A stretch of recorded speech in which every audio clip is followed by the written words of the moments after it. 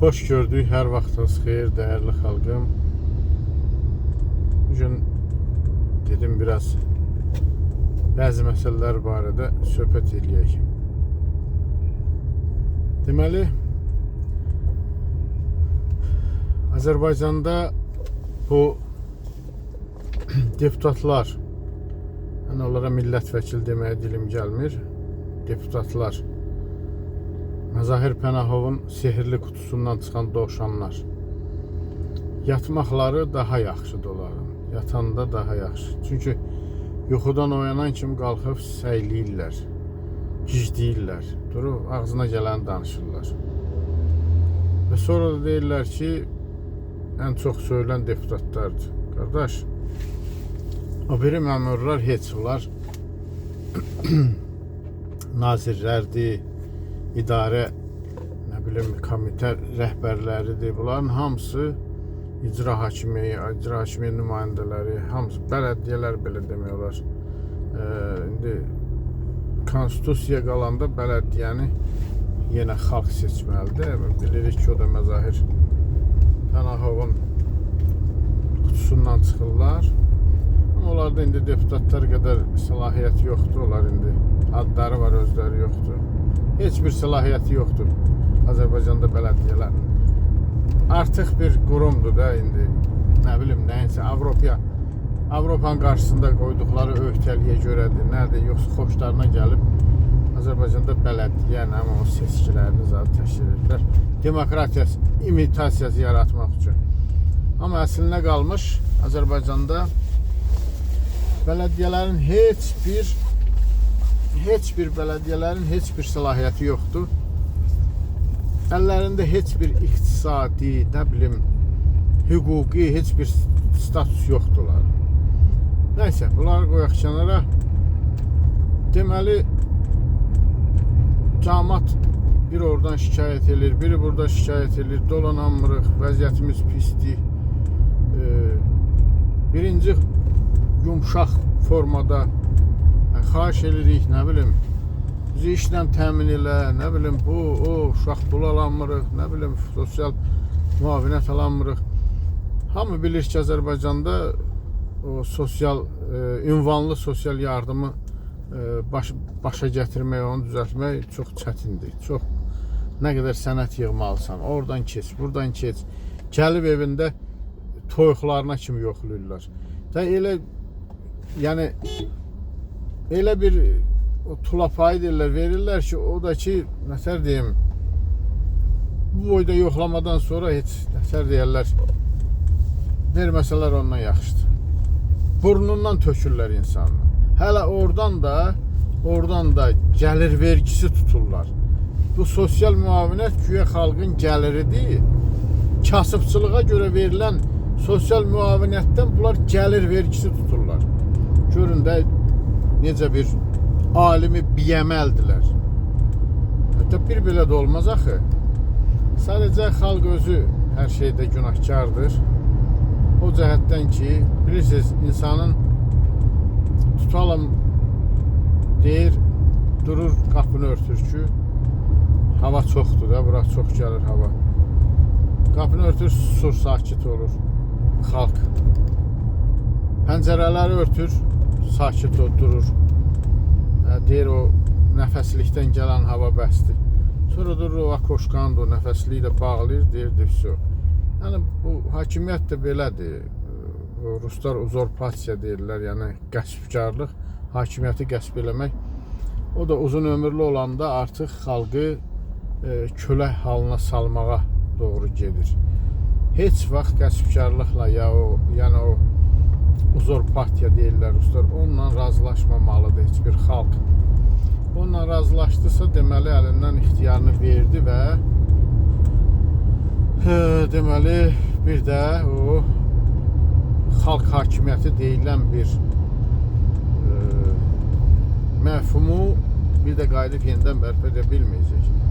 Gəlib o hakimiyyətdə oturanlar onu kölə halına salacaq. Bizim xalqa baxanda bir lətifə xatırlayıram. Bir şahın, şah deyək, karol deyək, imperator fərq eləməz, hansı dövlətdə olub, yəqin ki, orta əsrlərə aiddir. Bir şahın bir oğlu olur, bunu yaxşı öyrədir hər şeyə. Ov ovlamaq, quş quşlamaq, nə bilim, sənətlər, elmlər, hər şey. Yaxşı öyrədir bunu. Uşağın arısı 17-18 yaşı olur. Amma bu dövlət işlərinə də hələ bunun qatmır da, yəni belə indi yanında ora bura aparsa da çox da siyasətə qatmır. Uşağın özünün öz aləmi olur. Öz maraq dairəsi, onunla maraqlanır. İndi arada bir atasından ova da çıxırlar. Öz elminlə məşğul olur. Öyrənməklə. Çox da vicdanlı, imanlı şahzadə olur. Bir gün qəflətən bunun atası dünyasını dəyişir. Yəni şah. Dünyasını dəyişəndə buna deyirlər ki, sən bizim qanuni şahımızsan da, şahzadəmizsən, indi şah taxtı tacı sənindir. Gəl, yeyə dur. Oğlu açığı özü də gözləməzdi belə şeyi, amma neynəsin, atasından sonra budur şah. Bu amma savadlı oğlan olur da, hər cəhətdə oxumuş oğlan. Bu deyir, gəl görək, görün bu xalqım necə bir xalqdır, bir bunu yoxlayım, görüm. Çağırır əyan əşrəfinin yanına, məmurlarını, deyir ki, gedin, sabah car çəkin ki, vergiləri 50% artırırıq. Kim əgər səs çıxarsa, gətirin yanıma. Gedirlər, bunlar car çəkirlər ki, ay həzarat, vergilər 50% artır. Bir nəfərdən səs çıxmır, başlarını sallayıb qabaqçı kimi işləyirlər. Bu, gəlib şaha deyirlər, 3 gün keçir üstündən, deyir, heç kim səsini çıxarmadı. Deyir, get sabah 100% artır. Gəlib sabah 100% artırır. Yenə də aradan 3 gün, 5 gün, 10 gün keçir. Yəni, tərəddüd edən yoxdur. Deyir, bu nətər xalqdır, deyir. Belə də xalq olar, belə də insanlar olar. Bu rəiyyətdir, insan deyil, bu sürüdür. Deyir, gedin bütün 8 tərəfdən şəhərin qapısını bağlayın, 2 tərəfdən qapı saxlayın, tarlalara gedən yol bir yerdən, bircə tərəfdən. Hamısını bağlayın, bir yerdən qapı saxlayın. Orada qolu zorlu bir nəfər qoyun. Çıxanda da onların başına qapı salsın. Qayıdıb işdən gələndə də bir qapı salsın. Hər birinə bircə-bircə güclü vursun özdə. Elə qapı salsın ki, deyir, ayaq üstündə zorla dayansınlar. Keçsinlər evlərinə. Belə deyirlər, bir nəfər qolu zorlu qoyurlar ora. Bu qapıdan çıxan, işə gedəndə də hər birinə bir-bir qapı salır başına. Buran bu peysərinə belə qapı salır. İşdən qaydanda da yenə bu adam bir-bir bunların hamısının peysərinə qapı salır. Və beləliklə də heç bir yenə də səs-küy yoxdur, yenə də sakitçilikdir. Axır ki, bir gün gəlib deyirlər ki, bu məmurlar, keşikçilər, deyirlər ki, padişah sağ olsun və axır ki, yəni səsini çıxaran, tərəddüd edən tapıldı, var. Deyir, gətirin görüm onları bura. 3 nəfər olur. Onların o rəiyyətin biraz baş bilənləri, danışa bilənləri. Deyir, gətirin onu buraya. Gəlir, deyir, nə də, deyir, nəyi xoşunuza gəlmir mənim qanunlarımın, nə xoşunuza gəlmir, nəyə səs edirsiniz, nə olub, deyir. Deyir, yox, şah sağ olsun, hər şey qaydasındadır, gedir işimizə, gücümüzə, işləyirik, vergilərimizi ödəyirik, deyir, bir təri, deyir, ondan qalanlarla balalarımızı saxlayırıq. Amma deyir, səhər-səhər, deyir, axşam deyir, ev yox da, deyir, onsuz da yatmağa gedirik. Səhər-səhər deyir, heç olmasa bir işə gedəndə, o bir dənə qapı qalıb da, o birisilər bağlıdır. O qapıya bir nəfər, deyir, qapaz salan, şillə vuran qoyubsuz. O adam, deyir, qapazı salır, deyir, vurur, deyir, birdən yorulur, deyir, qalanları gözləsin, gedir, oturur. Biz də deyir, işimizə gecikirik, deyir. Və bizim, deyir, naloq verməyimiz var, ora var, bura var. Deyir, o qapaz vuran salanların, o şillə vuranların biraz sayını artıq eləyim. Bax, bu xahişə gəlmiş. İndi, dostlar, Azərbaycan xalqı bax, bu gündədir. Azərbaycan xalqı bu gündədir. Niyə deyirəm də? Mənim tanıdığım adamlar da var, tanımadıqlarım da, sosial setlərdən izlədiklərim də var bəziləri. Əsasən elələri Facebookda şəkil zət qoymurlar, ad, nə bilim, yalançı ad yazırlar, o trollardır heç, amma fakt tanıdığım insanlar var azı ki, bu hakimiyyətin əməllərini yağlamaqla, ballamaqla, malalamaqla, cilalamaqla, nə bilim, euforiya aparmaqla məşğuldurlar. Ay, nə bilim, Qarabağ qaytarlar. Qarabağ qaytaran şəhidindir, qazindir sənli, xalq, sən qaytaran, sən. O yox, heç görürsünüz Qarabağ indiyə qədər bir əməlli köç olmayıb, axın olmayıb. Mən eşitdim deyəndə bir dəfə bir ilsi Bakıda yaşadım, öz gözlərimlə gördüm ki, xeyli Azərbaycana Yezid kürdü gətişdirilib. Yezid dilində danışırlar, maşınlarda gedirlər, gəlirlər ora. Xeyli sayda. Sonra da bir yerdən bir məlumat eşitdim ki, bax bu Hadrut rayonuna Ermənistanda kürdlərin ən çox yaşadığı yerlərin siyahısını tuturlar Hadrut rayonuna. Yəni mənə çatan mənbə elə böyük mərzə, kiçik məzrə deyirdilər, nədir? Onların birindən olan bir kürddən eşitdim bu söhbəti. Yəni müsəlman kürdü hesab olunur. Bundan eşitdim ki, bax Hadrut rayonundan başlayıblar. Evlər veriləcək Ermənistan qaçqınlarına. Amma mən fakt bilirəm, bunlar kürdlərdir. Yəni deyir ki, bizim nəsil hamısını siyahıya aldılar, neynədilər. Və Bakıda çox sayda mən Yezid kürdləri gördüm, rast gəldim. Bunlar hardan gəlirlər, nə üçün gəlirlər Azərbaycana? Öz dillərində danışırlar, biraz da dilləri də heç o müsəlman kürdlərinin dilinə oxşamır, bilmirəm, qaraçı dili kimi dildir. Bunlar hara gəlirlər? Qarabağ indiyə qədər nə olsun, Qarabağ qaytarılıb 3000 şəhidimizin qanı hesabına, ondan əvvəl də şəhid olanları demirik.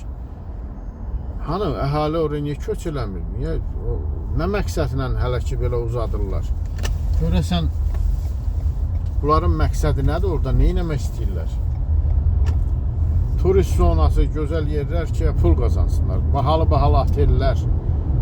Bir nəfər oradan danışır ki, bir çayın qiyməti o vaxt hələ təzə şualınan vaxtı deyirdi ki 15 manatdır, 8 manatdır, 20 manat, baxır harada oturursan. Hesab ulağında deyir, laf bahadır. Hə qardaş, şimdi belə bu insanlar bilməm görmürlər ətrafında digərlərinin necə yaşadığını, yoxsa Allah bir dəfəlik bunların vicdanına malamı çəkib, bunlar niyə digərlərinə, öz soydaşlarına can yandırmırlar, yazıqları gəlmir, kimsə orada çörək pulu tapa bilmir övladına. Çox acınacaqlı vəziyyətdə yaşayır Azərbaycanda hər kəs. Mən gözümlə getdim, gördüm, gəldim hər şeyi. Bir 6 ay yaşadım Bakıda. Çox zülümdür, zülüm. İnsanların dolanışığı çox çətindir. Görün nə deyirlər, ey sən zibil qabına, zibil yeşiyindən zibil atırsansa, deməli sənin pulun var, sən yiyirsən, ac qalmırsan. Görün nə deyirlər. Milyonlar səltənətin, neft ölkəsinin vətəndaşına gör nə deyirlər. Müharibədə bir dənə o, hətta məktəb direktorunun övladı belə gedib döyüşmədi. Kəndin hələ icra nümayəndəsini demirəm, məktəb direktorunun belə uşağı gedib döyüşmədi. Hamısı kasıbın balaları idi. İndi oturubsuz hazır məmləkətin üzərində sərvətlərini yiyib, çapıb dalayırsınız. Heç olmasa bir xalqa naşükür olmayın, xalqın üzünə ağ olmayın, xalqın şəhidinə, şəhid ailəsinə, qazisinə belə münasibət göstərməyin.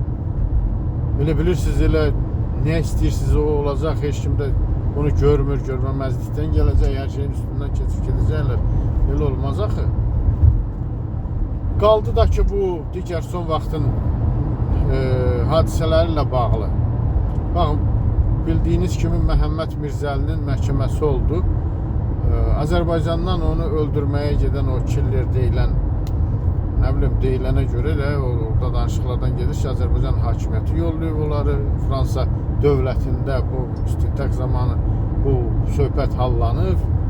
Bir neçə dəfə deyilib ki, yəni Azərbaycan hakimiyyətini göndərdi. Qardaş, niyə sən elə edirsən ki, bu insanlar sənə söyür, sən də sonra onun arxasınca adam yollayırsan.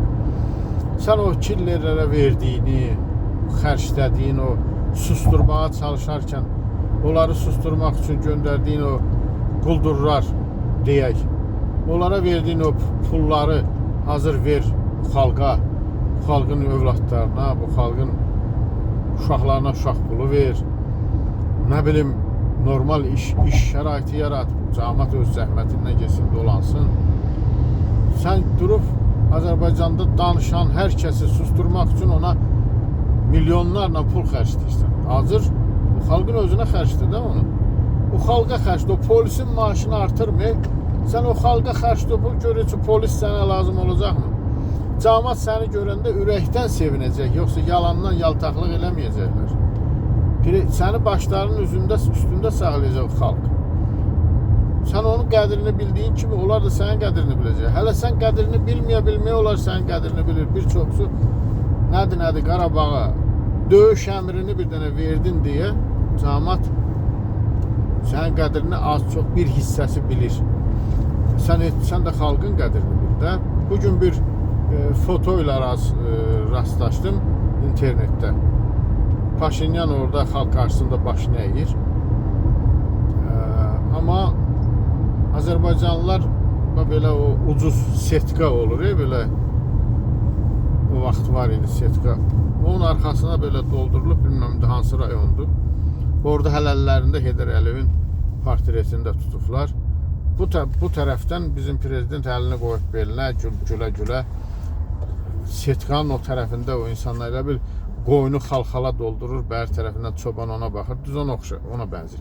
Çox belə acınacaqlı bir kartinadır da, yəni bir rəsmdir, bir görünüşdür bu. Belə dəhşətdir bu. Bu çox belə, nətəlim, normal prezident bunu görsəydi və yaxud bax o şəraitdə orada dursaydı, gərək utanardı və deyər də bunu kim belə edəcək? Açın cəmaatı buraxın, ya durun qarşısında, amma belə hasar nədir bu? Bu nədir? Bu nə deməkdir? Bu ya qəsdən edilir, ya da ki, nə bilim, əlaltıları bunu qəsdən edirlər. Xalqı aşağılayırlar, alçaldırlar. Belə də olmaz. Deyir 500% yoxsulluğun səviyyəsi aşağı düşür. Bu 500%-i hardan götürür bizim cənab prezidentimiz? Hardan götürür bu 500%-i? Nə ilə öz başındakilərin həyat şəraitini yəqin hesablayır da. 500% yoxsulluğun səviyyəsi aşağı düşür. Nə bilim valla, Siyavuş Aslanın dediyi söz yalnız yada düşür də o Fransız ilanı. Ayrı nə deyə bilərsən? Yoxdur belə şey. 500% Avropa, bilmirəm o, Avropalılar kimdir, onun qarşısında oturub danışır. Onlar belə mat-məhdəl qaldılar. Gözləri hamısı, mənim nənəm söz olmaz, qəmətə tikildi gözləri ki, bu 500%-i bu hardan aldı? 500% də düşə bilər bu yoxsulluğun səviyyəsi. Nə bilim, belə hər şey şişirdilmiş formada yalan, nə qədər yalan danışmaq olar? Yalan danışmaq, vəbşi, nə bilim, insana yaraşmayan şeydir ümumiyyətlə. Yalan danışmaq çox bir şeydir. Bir xalqı allatmaq, onun qarşısında durup bütöv bir xalqa yalan danışmaq da bu cinayətdir artıq. Bu nə bilim, aşağı bir hərəkət yox, cinayətdir, cinayət. Nə bilim, nə deyim mən? Adamın əli yerdən göydən üzülür. Belə şeyləri görürsən, qulaq açırsan, dəhşət, dəhşət. İndi deyir, ümumiyyətlə Azərbaycanda iqtisadi artım var, 0,5%-dir. Düşüb aşağı. Heç bir iqtisadi artım yoxdur. İnsanların, əhalinin sosial rifahı nol səviyyəsində. Bir əldən durmadan qiymətlər qalxır. Yanacağın qiyməti də qalxır, ərzağın da qiyməti də qalxır. Xalqın gəlirləri qalxmır, xalqın gəlirləri elə yerində sayır.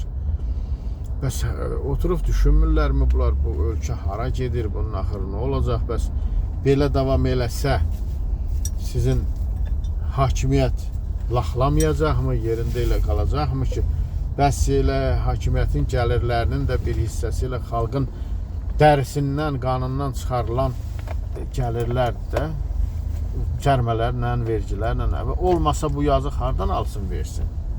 Aparıb üstəlik iştiraf, cərmə yazarsan, onu da verə bilməyəcək. Gərək ola ki versin də, olan yerdən versin. Sən bu xalqın, nətər deyim, gəlirlərinin artması ilə maraqlan, məşğul ol, qoy gəlir artsın ki, sənə də vergi də versin, hər şey. Ümumiyyətlə, neft, qaz ölkəsində, Azərbaycan kimi ölkələrdə bütün vergilərdən xalq azad olmalıdır. Heç bir vergi verməməlidir xalq. Heç bir vergi, heç birini. Azərbaycan kimi ölkənin vətəndaşı o qədər neft, qazın sahibi olan xalq, bütün o qızılın, neft, qaz, bütün o sərvətlərin sahibi olan xalq heç olmasa vergilərdən azad edilməlidir. Hər bir vergidən, heç bir vergi verməməlidir. Amma gördüyünüz kimi az qala havadan, nəfəsdən də vergi alırlar. Cərmələrdəki demirəm də dəhşətdir. Qaldı da ki, bax indi o söyüş söymək məsələsinə yenə qayıdıram. Qardaş o deyir, qaçağa ana tözünə qamçı vurdurmaz, belə söz var. İnsan doğulursa düzgün yaşamalıdır, axıra qədər elə yaşamalıdır ki, ona söyməsinlər. Mən hətta bir avtobus dayanacağının yanından keçəndə yağışlı havada, orada əgər su yığılıbsa, mən oradan lap yavaş keçirəm ki, insanların üzərinə su dağıtmayayım ki, mənim atama, anama söyməsinlər. Ata-ana qədri bilən insan heç vaxtı özünə, atasına, anasına söydürməz. Yəni, hərəkətlərini elə düzgün qurar ki, nə bilim, elə eləyər ki, ona heç kim söyməz. Niyə söyməlidir? İnsanlar dəlidir ki, dursun bir kiməsə söysün. Kim olur olsun, dəlidirlər, dursun kiməsə söysün. Deməli, bunun bir səbəbi var da. Bəs sən aparıb filan kəsin bağışçını körpə uşaqla polis idarəsinə salanda, südəmər uşaqla söyləyəcək də bu adam sənə. Nə bilim, birinin evini əlindən alırsın, başını uçurtdurursan, birinin əlindən alırsan, birinin işindən eləyirsən, birinin atasının qəbrinə şəhətdirirsən də, belə olacaq da. Bəs bu adam neynəsin ayrı, bunun əlində sənin kimi polisi yoxdur ki, gəlsin səni saldırsın içəri, hayfın çıxsın. Nə bilim, kötəklətdirsin, dubinkalatdırsın. Bunun yoxdur elə imkanı. Bunun bir dənə qalan imkanı o söyməkdir də. Elə eləyin söyməsin də. Elə eləyin sizə söyməsinlər. Mən həyatda indiyə qədər düzgün yaşamışam, çalışmışam ki, mənə heç kim arxamdan söyməsin. O söyən adam, o hansı ki, mənim heç bir suçum olmadan mənə söyən adam elə öz-özünə söymək kimi bir şeydir.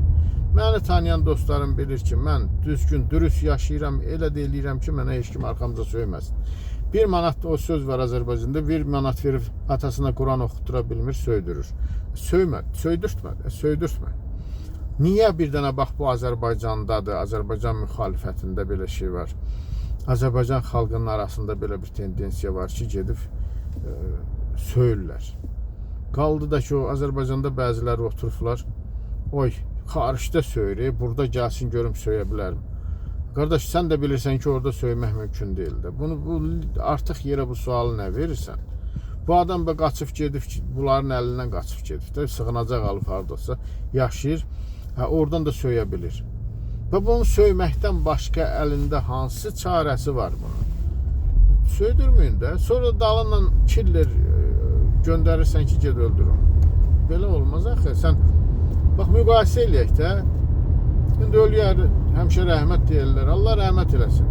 Bax, heç uzağa getmirəm, ata ilə balanı müqayisə elə. Atası rəhmətliyin vaxtında çağırardı jurnalistləri, yığardı başına, onlarla dost münasibəti ilə söhbət eləyərdi, nə bilim, şairlərə ev hədiyyə eləyərdi. Xalqın arasındaydı, onun heç bir belə qoruması yox idi. Olsa belə, heç o qorumaya ehtiyac o qədər yox. Bir vaxtlar, yəni açığı deyək də, ilk dəfə onu xalq özü seçdi. Xalq onu öz gözündə xilaskar gördü, xalq özü seçdi. Yəni, onun vaxtında Milli Məclisdə müxalifətdən deputatlar var idi, partiyalardan deputatlar var idi. İndi heç kəs yoxdur. Deməli, bu, nətər deyək, o siyasətçi idi. Bu paranoikdir də, belə götürək. Nə bilim, valla, bunun başqa adı varmı? Paranoik, xalqdan qorxur bu adam. Sən müxalifətdə, sən əgər özünə güvənən, özünə etibar eləyən siyasətçisənsə, sən niyə qorxmalısan müxalifətdən, jurnalistlərdən?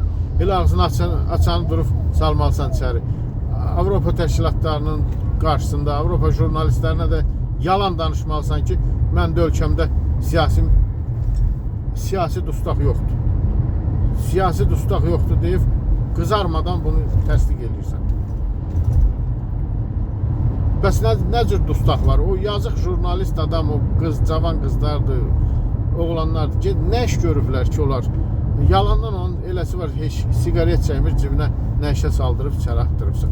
Olmaz axı belə, bu jurnalistdir. Bunu hamı bilir ki, bunu bütün xalq bilir ki, bunu mövqeyinə görə, bunu sözünə görə salıbsan. Sən onun cibinə narkotik qoydurmaqla və yaxud başqa şərləmək maddələri ilə içəri salmağından özün-özünə xalq tərəfindən gülüş yaradırsan. Özün-özünə. Nə bilim, ay bu evində pul kəsdi. Nədir, gördü ki, biraz Quba Dibadoğlu'nun nüfuzu artmaqda davam edir. Xalq onu sevir. Xalq onu bir alemi kimi, ziyalısı kimi görür, ondan fəxr edir. Saldılar içəri, indəki ev tustağı. İçəri saldılar, nə bilim, neynədilər, o da xəstədir. Yazıq Əvəz Zeynallı. Heç nə. Ritorikasına görə, açıq sözlüyünə görə, nə bilim, mövqeyinə görə saldılar. Xərçəng xəstəliyi tapdı, indi çıxıb iynəsinə, dərməninə, müalicəsinə pul axtarır. Siz bu millətin övladlarını niyə belə günə qoyursunuz? Siz nədir bu millətlə düşmənsiz, nə siz? Yalnız belə bir insanda fikir formalaşır da. Bu millətin ziyalılarını bir-bir siz o 36-37-ci ildəki kimi aradan götürürsünüz. Bir-bir ən azından aparıb içəri salıb hansısa bir xəstəliyə mübtəla edirsiniz. Belə olmaz axı, bu xalq bunun hamısını görür, dərk eləyir və görür ki, siz bu xalqın qanına susuyubsunuz. Ayrı bunun başqa adı yoxdur. Bunun başqa adı yoxdur. Bu nə qədər davam etməlidir?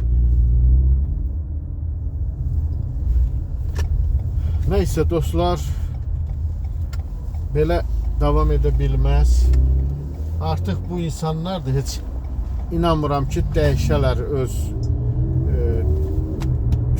üsullarını, nə bilim, idarə üsullarını, xislətlərini, xalqa yanaşmalarını çətin. Bir o deputatların içində bir-iki hörmətim olanlar var idi. Vahid Əhmədovdur, sağ olsun. Elçin Qədirli idi. Elçin Qədirli də son vaxtlar bir söz işlədir ki, niyə ki, elə deputatlar söyürsüz, ona əmir verən prezidentdir, nə bilim, yuxarıdan gəlir əmir.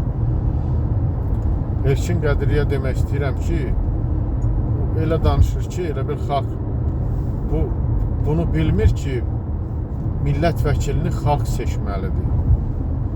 Prezident təyin eləmir. Və millət vəkili millətin vəkilidir. Milləti müdafiə eləməlidir. Yoxsa elə Ziyafət Əsgərov dedi də, açığı dedi də. Dedi ki, Vahid Əhmədov barə dedi. Dedi ki, səni hökumət seçib, deputat seçibsən. Amma beləcə dedi. Yəni əsəbindən güya ki, kişi çaşdı, fikirləşmədən taktiki olmayaraq bir söz işlətdi ki, səni bu hökumət deputat seçib, yəni təyin elif deyək də, sən durub ona qarşı danışırsan. Ona qarşı danışanla müsahibə verirsən, neyəsin? Səni deyir hökumət, niyə hökumət seçməlidir? Sən təsdiq elədin ki, ay Ziyafət Əsgərov, sən təsdiq elədin ki, Azərbaycanda demokratik seçki yoxdur, bütün deputatları hakimiyyət özü təyin edir. Təbii bundan orası o yanı varmı ki, təsdiq elədin, açıq-aşkar təsdiq elədin. Güya ikindi Vahid Əhmədovu tənqid edir bu adam, deyir ki, belə-belə səni hökumət seçib, niyə sən blogerlərin yanındasın? Görün, nə günə qalıbsınız ki, blogerlərlə mübarizə aparırsınız. Blogerlərin həyatına sui-qəsdə pul xərcləyirsiniz. Hazır düz olun, düzgün olun, dürüst olun, xalqına yaxın gəlin, xalqa hörmət qoyun, xalqın hər bir nümayəndəsinə hörmət qoyun, xalqın güzaranının düzəlməyinə çalışın, səhiyyənin vəziyyətini qaldırın, iqtisadiyyatda bütün, necə deyərlər, biznes sahəsi hamısı özünüzün, öz məmurların, deputatların, nə bilim, kəndlərdə belə icra hakimlərinin, bələdiyyələrin əlindədir. Heç olmasa, imkan verin bu xalqın özünün müstəqil biznesmenləri yetişsin, pul qazansınlar, sizə də vergi versinlər. Bir şey olan kimi hamısını qapazlayıb biznesin əlindən alırsınız. Bunun hamısını xalq görür. Örüş yerlərinə kimi alırsınız xalqın əlindən. Artıq o bolşeviklər vaxtıdır. Mən ona görə sizin adınızı bolşevik qoymuşam. Bolşeviklər vaxtı olan kimi hər kəsin hər şeyini əlindən basıb alırsınız. Örüş sahəsinə də kimi. Yalnız qarşınızda bu qul işləmə. Bir dəfəlik kolxoz, savxoz yaradın, sizin olsun. Qoy cəmaət gəlsin o vaxt 40 rubla işlədiklər kimi. Eləcə yemək pulunu verin, qoy qul kimi səhərdən axşama işləsin də sizin tarlalarda. Tabi belə də artıq nə qalır ki burada? Nəysə, nə elmimiz bir normaldır, nə dinimiz bir normaldır. Hamısı bərbad vəziyyətdə. Cəmiyyətimizdəki elə bir cəmiyyətdir ki, nə bilim, o belə söz var, Azərbaycan el arasında deyirlər, burada ala qarğa bala çıxartmaz. Azərbaycan cəmiyyətində həqiqətən də ala qarğa bala çıxartmaz. Qardaş, yarısı olub İrançı, yarısı olub, nə bilim, Turançı, yarısı olub, nə bilim, İsrailçi, yarısı olub Rusbaş, yarısı olub o, yarısı olub bu. Belə cəmiyyətdə islahlıq olarmı? Bəlkə də qəsdən elə belə cəmiyyəti müxtəlif sahələrə bölürlər ki, o qırıq arabanı dartan heyvanlar, həşəratlar kimi ki, qoy xalqda birlik olmasın. Xalqda heç vaxt birlik olmaz. Çünki bir olsa bu xalq güclü olar. Xırda qruplarla mübarizə aparmağa nə var ki? Odur ki, dostlar, xalqım, əziz xalqım, çalışın, heç olmasa birləşə bilmirsinizsə də, səsiniz çıxar. Bir-birinizin halına heç olmasa biganə qalmayın. Və ən pis cəhətimiz də odur ki, biri durub orada mübarizə aparanda, söz deyəndə, başlayırıq onun şəxsiyyətini araşdırmağa. Ay bu keçmişdə kim olub, ay bu nə deyib, nə inib, nə yiyib, nə içib. Başlayırıq ona çamur atmağa. Bu adamın əsas o dediyi sözü götürün, ifadəni götürün. Bu adamın şəxsiyyətinlə, şəxsinlə sizin nə işiniz var? Mübarizəsinə qiymət verin, onun şəxsiyyətini nə edirsiniz? O dəqiqə başlayırlar hamının barəsində şayə çıxartmağa, nə bilim, bu belə eləyib, bu belə eləyib. Amma hakimiyyətdəkilərin gözündəki o ağır-ağır şalbanları heç kim görmür. Amma müxalifətdə, müxalifət düşərgəsi, demokratik düşərgədə bir dənə söz deyən olsa, bir dənə çıxış eləyən, nə bilim, biraz elə sizin hamımızın hüquqlarını müdafiə eləyən, tələb eləyən, haqlarını tələb eləyən insanlar barədə dərhal nəsə fikirləşir. Bir-birinizi yiyirsiniz də, imkan didişdirirsiniz, qoymursunuz ki, kimcə qabağa geçsin. O bizim millətə xasdır da, elə qalxan, quyudan çıxmaq istəyənin ayağından tutub dala dartmaq. O dəqiqə başlayırsınız onun barəsində nəsə bir şey fikirləşməyə. Odur ki, hakimiyyət bizə lazımdır ki, hakimiyyətin bizə baskısından çox özünüz bir-birinizə baskı göstərirsiniz, bir-birinizə göz götürməməzdik. Bir də ki, bunu demək istəyirəm, əsas demək istədiyimdən də elə biri bu idi ki, çıxır hamısı öz PR-ına çalışır. Əksəriyyəti, hamısı deməzdim, əksəriyyət öz PR-ına. Ay bunun gərək abunə sayı artsın, ay bunun nə bilim, nə gözəl danışdı bu. Qardaş, xalqını sevən, xalqının taleyini düşünən adam öz PR-ınla məşğul olmamalıdır.